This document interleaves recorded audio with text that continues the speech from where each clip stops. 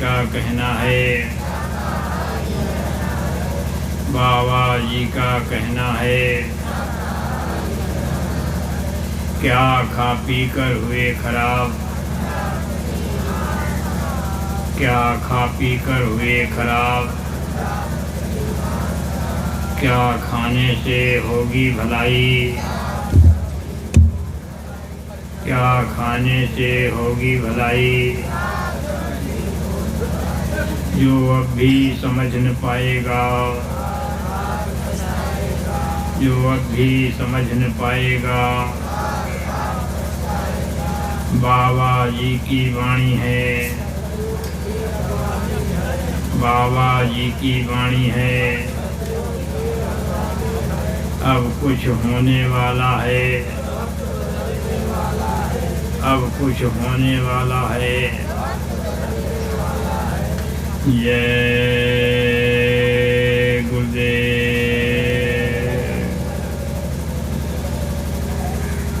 परम पूज्य पूरनधनी अनामी महाप्रभु बाबा जयदेव जी महाराज को कोट कोट प्रणाम करते हुए आज इस सत्संग स्थल में आए हुए सभी धर्म प्रेमी बंधुओं को, इस गांव के सभी धर्म प्रेमी बंधुओं को, नन्हे मुन्ने बच्चों, माताओं, बहनों को, जहाँ तक माइक की आवाज़ जा रही वहाँ तक के सभी जीवों को हमारा हाथ जोड़ करके सादर जय गुरुदेव।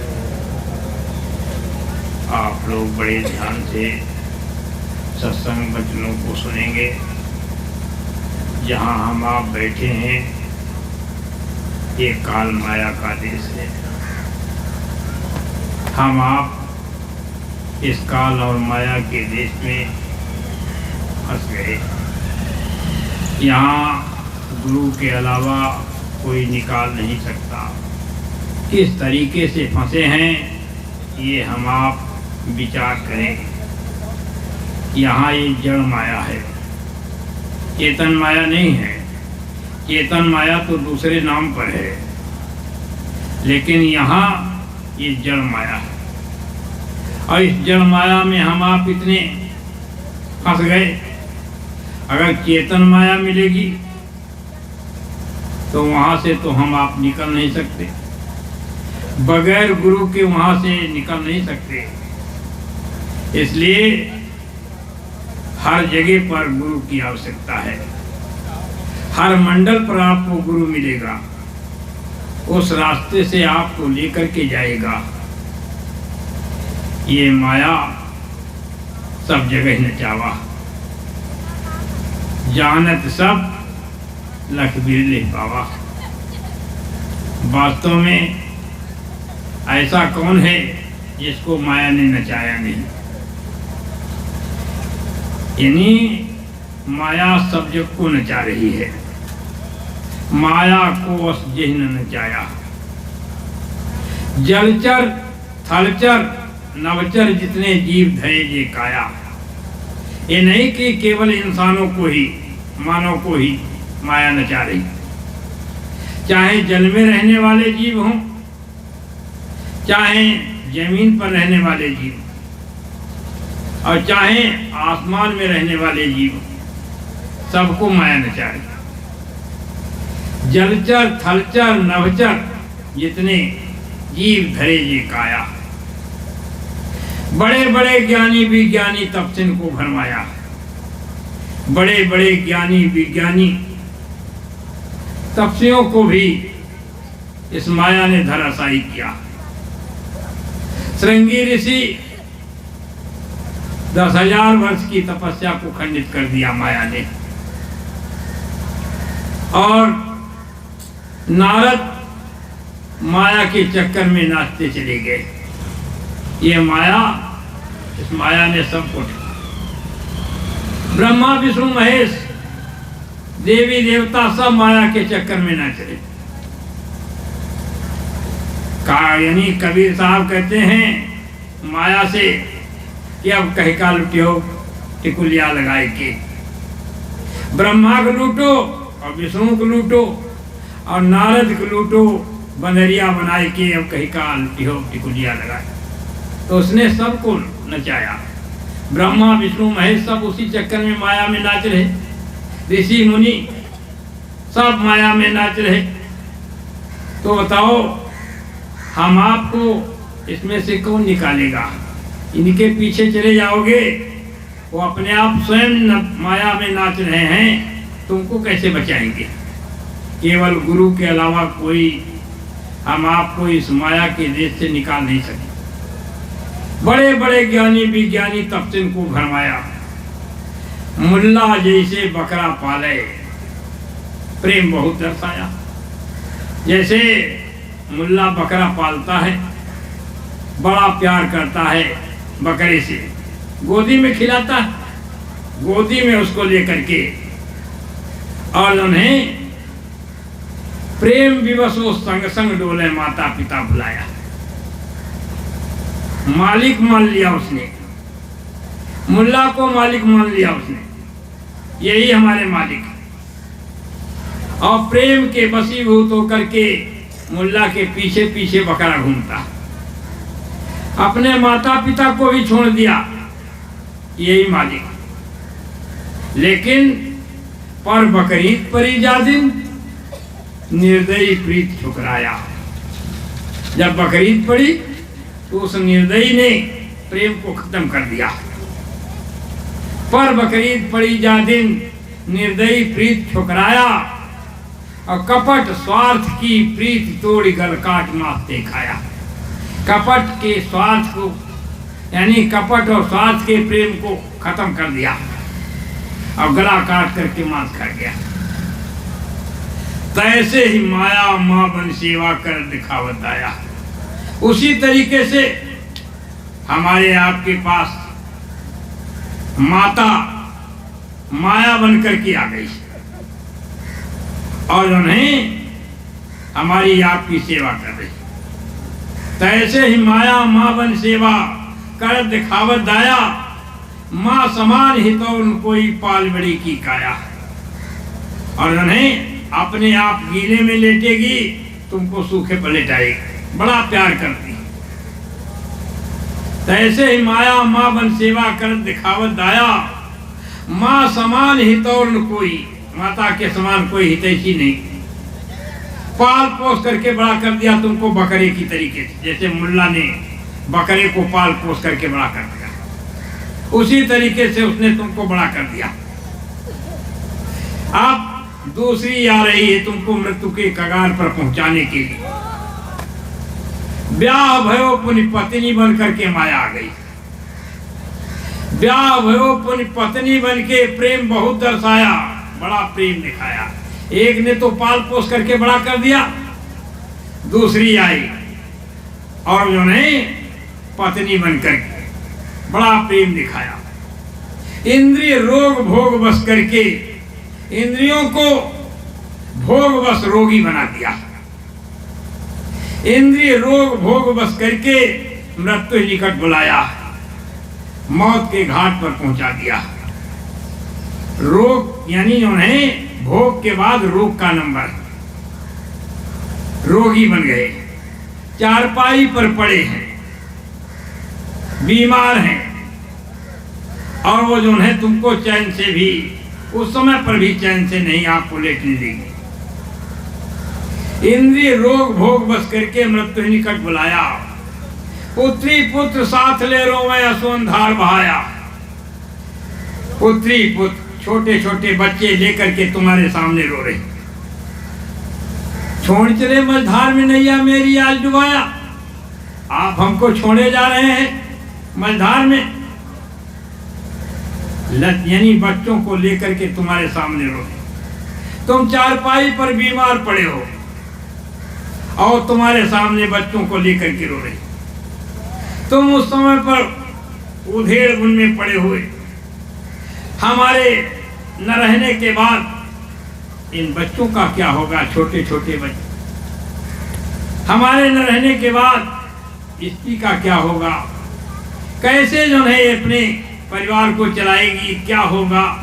उसी उधेड़ बुन में आपका शरीर छूट गया। अंत में भी तुमको उस मालिक का नाम लेने नहीं दिया। अंत में भी तुम उस मालिक का नाम नहीं ले सके, उसी उधेड़बुन में चले गए। ऐसी वृत्ति फंसाई। अब जो नहीं, पुत्री पुत्र साथ ले रोमे अतवन धार बहाया, क्यों चले मझधार में नैया मेरी आज डुबाया।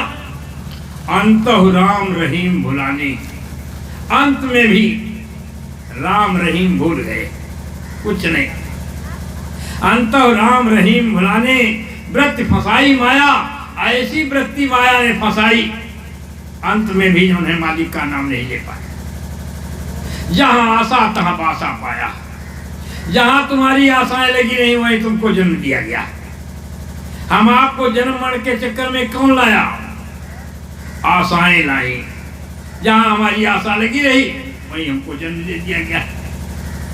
जहां आशा तहां बासा पाया, बहुर बहुर जगाया, बार बार यहाँ जन्म मरण के चक्कर में आते रहे।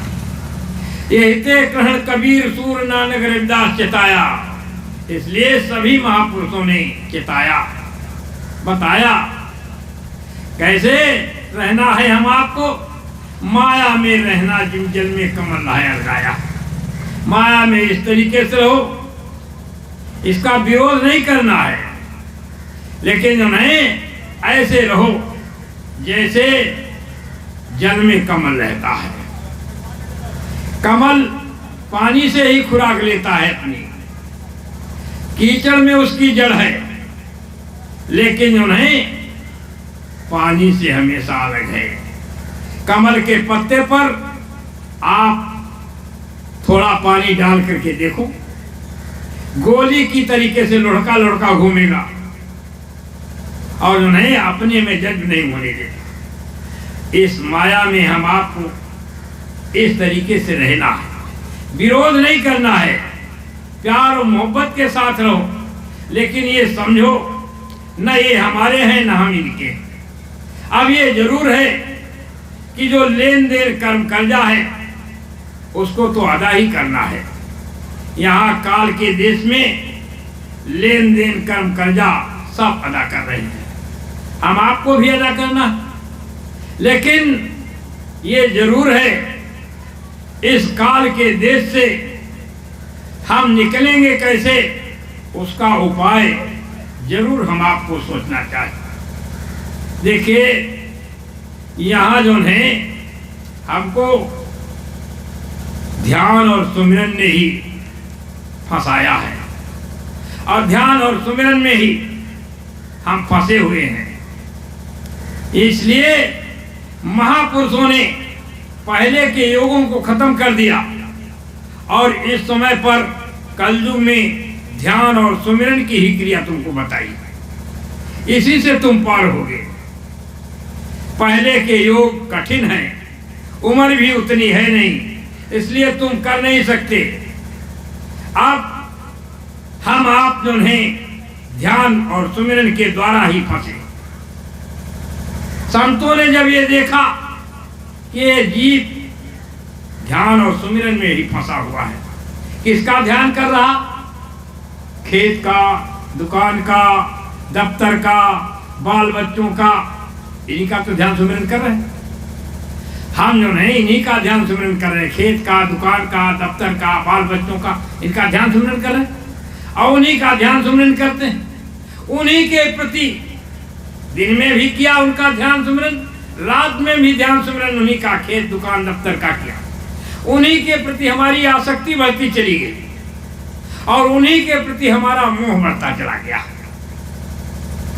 जब उन्हीं के प्रति आसक्ति, उन्हीं के प्रति मोह, खेत का, दुकान का, दफ्तर का, बाल बच्चों का, इनका ध्यान सुमिरन कर, उन्हीं के प्रति आसक्ति, उन्हीं के प्रति मोह। तो जब हमारा शरीर छूटा तो जहां आशा तहां बासा। तो हमको जन्म मरण के चक्कर में कौन लाया? आशाएं लाई। और हमने किन चीजों का ध्यान सुमिरन किया? जिनको नष्ट हो जाना, जिनको फना हो जाना है, उन्हीं का ध्यान सुमिरन किया। संतों ने जब ये देखा कि ये जीव ध्यान सुमिरन तो कर ही रहा और मन जो है ध्यान सुमिरन में फंसा हुआ, पीछे के वो कर नहीं पाएगा। तो संतों ने देखा तो कहा कि जो है इसको ध्यान और सुमिरन की ही क्रिया सिखा दो। ध्यान को ध्यान काटेगा और सुमिरन को सुमिरन काट देगा। बस जो है यानी उस परमात्मा का नाम बताया। गुरु महाराज ने क्या बताया? उस परमात्मा का नाम बताया और उसका रूप भी बता दिया। ये रूप है उसका। अब नाम को लिया, रूप को याद किया, नाम को लिया, रूप को याद किया, दिन में किया, रात में किया। जैसे तुमने खेत का नाम लिया तो मालूम हुआ खेत तुम्हारे सामने, लेटे तो बिस्तर पर हैं, लेकिन जैसे आपने सुमिरन किया खेत का कि हमारे खेत पर फला फला खेत पर पानी लगना है, तो ऐसा मालूम होता है कि हम खेत की मेड़ पर हैं, खेत हमारे सामने। जिसका हमने सुमिरन किया उसका ध्यान अवश्य आ जाता है। हमने दुकान का सुमिरन किया, हमने लेटे तो बिस्तर पर हैं, लेकिन दुकान का हमने सुमिरन किया तो ऐसा मालूम होता है कि दुकान के अंदर हम हैं और उन्हें दुकान के सारे बाना गिन रहे हैं कि कौन कौन चीज कम है, कौन चीज नहीं। हम यहाँ बैठे हैं और हमने जैसे ही अपने घर का सुमिरन किया तो ऐसा मालूम होता है अपने बाल बच्चों का, जैसे ही घर का सुमिरन किया तो बैठे तो हम यहाँ हैं, लेकिन मालूम होता है कि बाल बच्चे सब हमारे सामने हैं, हम अपने घर के आंगन में खड़े। तो जिसका हम सुमिरन करते हैं उसका ध्यान अंदर में आ जाता है। बस इन्हीं का हमने ध्यान सुमिरन किया, खेत का, दुकान का, दफ्तर का, बाल बच्चा, और इन्हीं के प्रति हमारी आसक्ति बढ़ती चली, इन्हीं के प्रति हमारा मोह बढ़ता चला। और जहाँ आशाएं लगी रही, जहाँ हमारी अंत समय में आशा लगी रही, वहीं हमको जन्म दिया गया। तो जन्म मरण के चक्कर में हमको आशाएं लाई। और संतों ने क्या किया? कहा कि इस मन के अंदर जो बुराई है, जो मन की बुरी आदत पड़ी हुई है ध्यान सुमिरन की, इस मन की बुरी आदत से ही फायदा क्यों न उठा लिया जाए? पीछे के वो कर नहीं पाए, इसलिए उस परमात्मा का नाम बता दिया और रूप बता दिया। नाम को लो, रूप को याद करो। नाम को लिया, रूप को याद किया, नाम को लिए, रूप को याद किया, सुबह किया, शाम किया, रात में किया, तो धीरे धीरे उसी के प्रति आसक्ति और उसी के प्रति मोह बढ़ता चला गया। अंत में जब हमारा शरीर छूटा तो जहां आशा तहां आशा, इधर के बजाय उधर चले गए। इसलिए संतों ने कलयुग में बहुत सरल तरीका और कम उम्र में हम आपके लिए सहज तरीका बता दिया। अब ये भी हम आप नहीं अगर कर सकते तो बताओ फिर क्या करेंगे? नाम हमारा वो मालिक का सच्चा नाम है, लेकिन उन्हें गुरु के दिया है, यानी गुरु के द्वारा दिया हुआ नाम। वैसे नाम तो अनेकों हैं, लेकिन नाम रहा संतन अधीना। संत बिना कोई नाम नहीं चीन्हा, संतों के बगैर कोई नाम नहीं जानता। नाम तो संतों के अधीन है, और वैसे सैकड़ों नाम हैं, लेकिन वो नाम पाल ले जाने वाले नहीं हैं। नाम केवल सदगुरु के द्वारा दिया हुआ नाम। वैसे उस परमपिता परमात्मा का नाम कोई है ही नहीं, अनामी है, अनामी, उसको अनामी कहा जाता। हजारों नाम संतों ने रखे और आखिर में हजारों नाम रखने के बाद यही कहा कि उसका कोई नाम ही नहीं, वो तो अनामी। अनामी का मतलब उसका कोई नाम न हो। हजारों नाम रखने के बाद यही कहा कि वो कोई नाम नहीं उसका, तो अनामी। वास्तव में वो परमपिता परमात्मा अनामी है, लेकिन उसका नाम संतों के अधीन है। जैसे आपके यहाँ कोई बच्चा पैदा होता है, बच्चे का कोई नाम नहीं, जब पैदा हुआ उसका कोई नाम नहीं है, लेकिन उस बच्चे का नाम माता के अधीन है। माता कोई भी नाम रख सकती, उसको अधिकार है अपने बच्चे का नाम रखने। तो जो नहीं, जब अपने बच्चे को दुलारती है माता, तो भैया, ललना, मुन्ना, 50 नाम रखती। हालांकि उन नामों से माता का कोई संबंध नहीं है, उसको तो अपने बच्चे से प्यार है, प्यार में आकर के बीन बीन करके नाम रखती। इसी तरीके से संत जब उस परम पिता परमात्मा की भक्ति करते हैं और भक्ति करते करते जब उसके प्यार में आ जाते हैं तो बीन बीन करके नाम रखना शुरू कर, जो भी नाम रख दे उस समय का वो नाम जगा हुआ नाम माना जाता, वो काम करता। वैसे है तो वह नाम भी। इसी तरीके से कबीर साहब ने साहब नाम जगाया, मीरा ने गिरधर नाम जगाया, गोस्वामी महाराज ने राम नाम जगाया, कोई जो है यानी साहेब नाम जगाया तो कोई जो है राधा स्वामी नाम जगा दिया, स्वामी महाराज ने जय गुरुदेव नाम जगा दिया। नाम संतों के अधीन होता है और हम आप उन नामों के टेकी बन गए। नाम वास्तव में हम आप नाम की महिमा को नहीं जानते। नाम की महिमा बहुत बड़ी है। एक बार ऐसे ही यानी नारद ने एक सात्विक नाम का राजा था, सात्विक नाम का राजा था और उन्हें नारद ने उस सात्विक राजा से कहा, क्या तुम नाम की महिमा जानना चाहते हो? नाम की महिमा दिखा दीजिए। अरे कहा नाम की महिमा दिखा दीजिए। हालांकि वो साधक था, सात्विक नाम का राजा यानी उन्हें धर्मात्मा राजा था, लेकिन नारद ने उससे कहा कि देखिए राम की सभा में बहुत दूर दूर के राजा आ रहे हैं, तुम भी आइएगा वहां, लेकिन तुम जो है वहां पर राम के गुरु विश्वामित्र और वशिष्ठ जी बैठे होंगे, उनको प्रणाम मत करना, प्रणाम मत करना। नाम की महिमा अगर देखना है तो ठीक है, देखेंगे। सात्विक नाम का राजा वहां पहुंचा, राम की सभा लगी हुई थी और वहां जो है विश्वामित्र और वशिष्ठ को प्रणाम नहीं किया, ऐसे बैठ गया। सभा समाप्त हो गई, अपने अपने लोग चले गए। नारद वहां पहुंचे विश्वामित्र जी के पास, कहा महाराज बहुत अनर्थ हो रहा है। क्या अनर्थ हो रहा? अरे कहा जो है यहां राम की सभा में गुरुजनों का अपमान हो रहा है। गुरुजनों का अपमान हो रहा? कहा हाँ गुरुजनों का अपमान हो रहा। क्या हुआ? अरे कहा सात्विक नाम का राजा आया और उन्हें प्रभु आपको प्रणाम नहीं किया तो गुरुजनों का अपमान हुआ।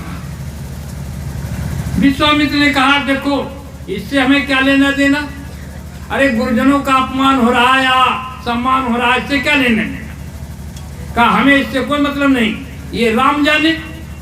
भाई उनके गुरु का अपमान हुआ, हमारा थोड़े अपमान हुआ। अपमान तो हमारा हुआ नहीं, अपमान तो उनके गुरु का हुआ है, वो राम जाने। राम के पास नारद जी पहुंच गए। नारद ने कहा राम से, कहा महाराज बहुत अनर्थ हुआ। क्या हुआ? कहा जो है सात्विक नाम का राजा आया और उसने जो है गुरु को प्रणाम नहीं किया। कितना अनर्थ हो रहा है आपकी सभा में। कहा सही बात है? कहा बिल्कुल सही बात। प्रण कर लिया उन्होंने कि कल 12 बजे दिन तक सात्विक राजा को यानी वध कर देंगे। राम ने प्रण कर लिया। राम के बाण में खासियत थी, आज भी दवा देते हैं लोग, कहते हैं ये दवा राम बाण है। राम बाण का मतलब क्या है?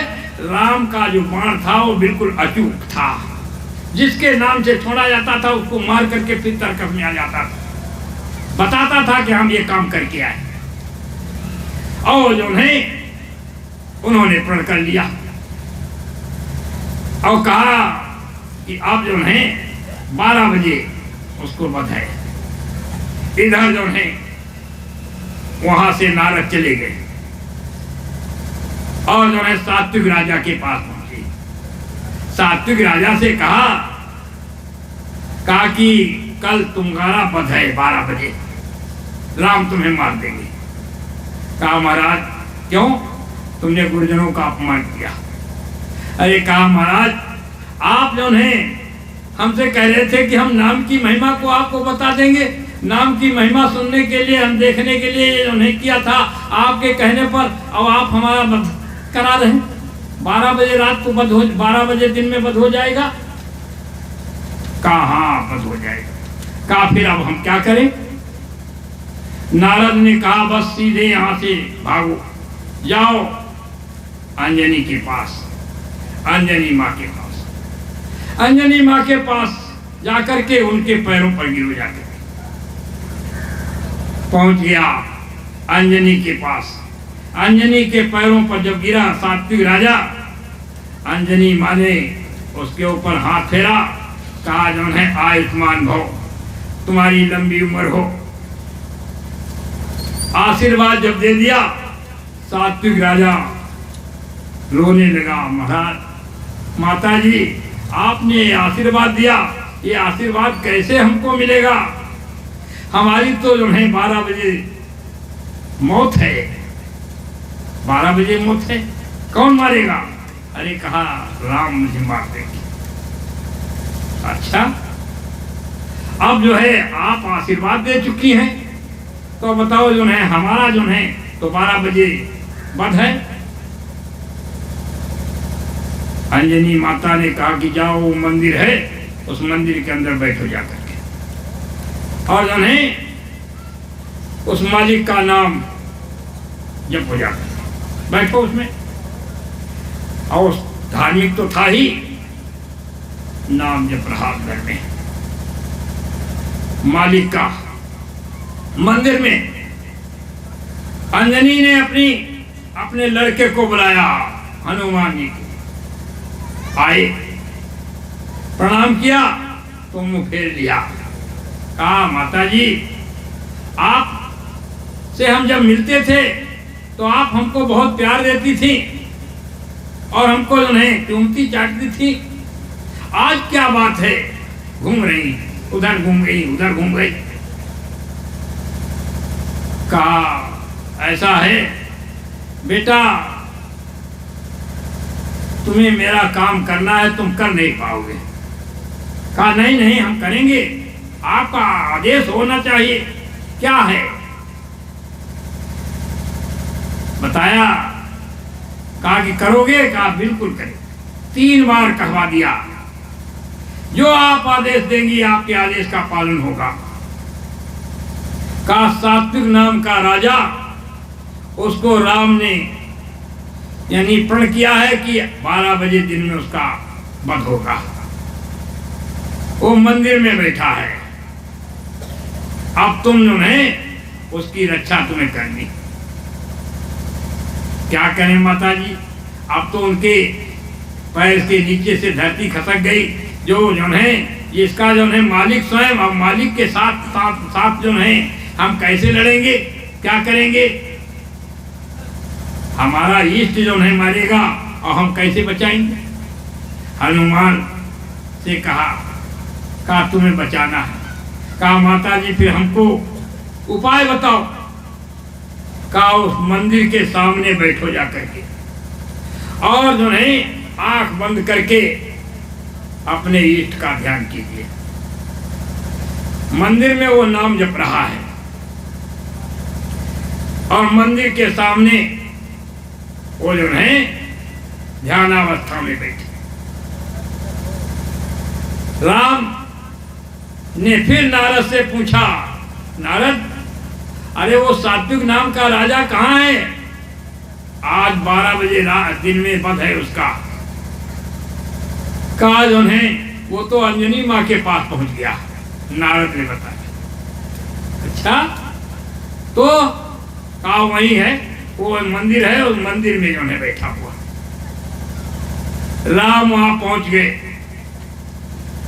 और जो है लेकर के धनुष बाण, सामने हनुमान जी बैठे हुए हैं ध्यानावस्था में। अंदर में वो नाम जप रहा है। मंदिर के अंदर बहुत विशाल आग तैयार है, ज्वाला तैयार हो गई, लाल लाल बिल्कुल ज्वाला।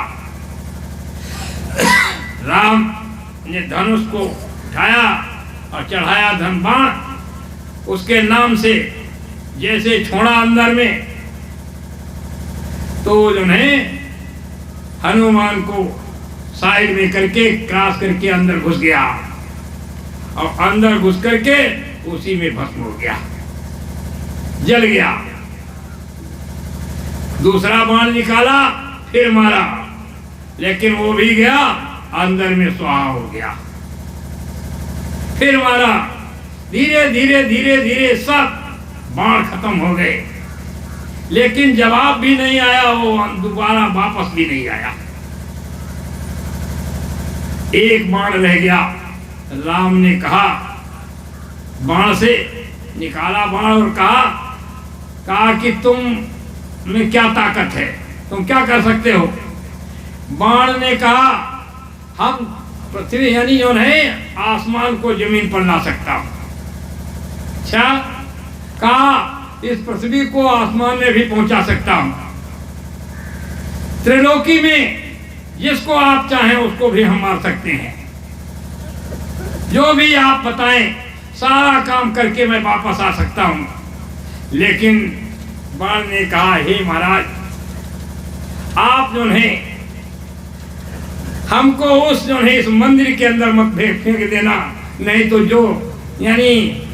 जो बाणों की दशा हुई अन्य बाणों की, वही दशा हमारी भी होगी। इस मंदिर के अंदर मत फेंक देना बस जो है, और मैं सब कुछ कर सकता हूं, लेकिन इस मंदिर के अंदर मत फेंक देना। अब तो जो है एक ही बाण बचा था और उसने भी जवाब दे दिया, तब क्या करें। अब हनुमान यानी राम जो है अंजनी माँ के पास पहुंचे और कहा, अंजनी माँ, आप ये मुझे बताइए कि इस मंदिर में ज्वाला कैसी है। कहा, उसके अंदर सात्विक नाम का राजा है बैठा हुआ, ज्वाला। कहा, फिर ये है, वो कैसे मिलेगा। अरे कहा, वो कैसे मिलेगा, लेकिन पहले आप वचन दीजिए, उसको अगर नहीं मानना है ये कह दीजिए आप नहीं मानेंगे, तब तो जो है आपको बता सकते, नहीं मार नहीं पाएंगे उसे। कहा, ठीक, मैं आपको वचन देता हूं, नहीं मानूंगा, लेकिन उसको मुझे दिखा दीजिएगा। कहा, जाओ, सामने जो है जो हनुमान जी बैठे हुए हैं उनके चरणों में मस्तक झुकाओ, अभी वो निकलेगा। जब मस्तक झुकाया जैसे ही, अरे हनुमान जी ने कहा, हमारा इष्ट हमको मस्तक झुका रहा। तुरंत उठ करके पैरों पर गिर गए। कहा कि कहां सात्विक नाम का राजा, मंदिर के अंदर है। निकाला, उनको गले से लगा लिया कि आज से हम आपको कभी नहीं मारेंगे। लेकिन सात्विक नाम का राजा समझ गया कि नाम में महिमा क्या है। यही बात कही राम ने, यानी गोस्वामी महाराज ने, कि सुमिर पवन सुत पावन नामू, अपने बस कर राखो राम।